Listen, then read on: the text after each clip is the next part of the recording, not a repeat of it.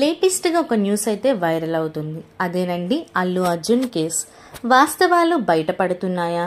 నిజం చేప కింద నీరులా మెల్లగా వెలుగు చూస్తుందనేది ఈ సంఘటనకు నిదర్శనం. అల్లు అర్జున్ సంబంధిత సంఘటనపై ఆరంభంలో వచ్చిన కథనాలు అర్ధ సత్యాలు అసత్యాలతో నిండిపోయాయి.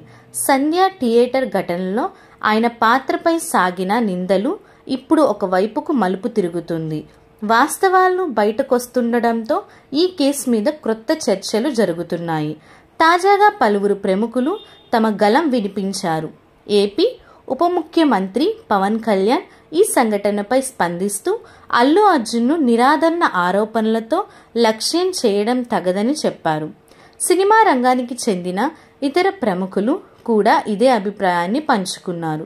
బాలీవుడ్ నిర్మాత బోనీ కపూర్ అల్లు అర్జున్ను నిందించడం అన్యాయమని, అతనికి ప్రత్యక్ష సంబంధం లేని సంఘటనలోనికి అతన్ని లాగడం సరికాదని వ్యాఖ్యానించారు. ఇదే సమయంలో జాతీయ మానవ హక్కుల కమిషన్ NHRC కూడా ఈ వ్యవహారంపై చొరవ తీసుకుంది.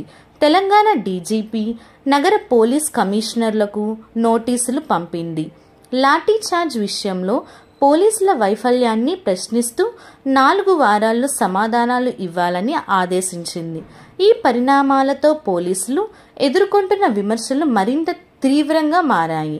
ఈ ఘటనపై సాగిన ప్రచారం అల్లు అర్జున్ను లక్ష్యం చేసుకోవడం తగదనే వాదనకు ఇప్పుడు బలం చేకూరుతుంది. అయితే ఈ చర్చల కారణంగా హైదరాబాద్కు ఉన్న అంతర్జాతీయ ఖ్యాతి దెబ్బతింటుందనే అభిప్రాయాలు వ్యక్తమవుతున్నాయి. సినిమా ఇండస్ట్రీకి ప్రధాన కేంద్రంగా ఎదుగుతున్న నగరానికి ఇది అనుకూలం కాదనే భావన వ్యక్తమవుతుంది.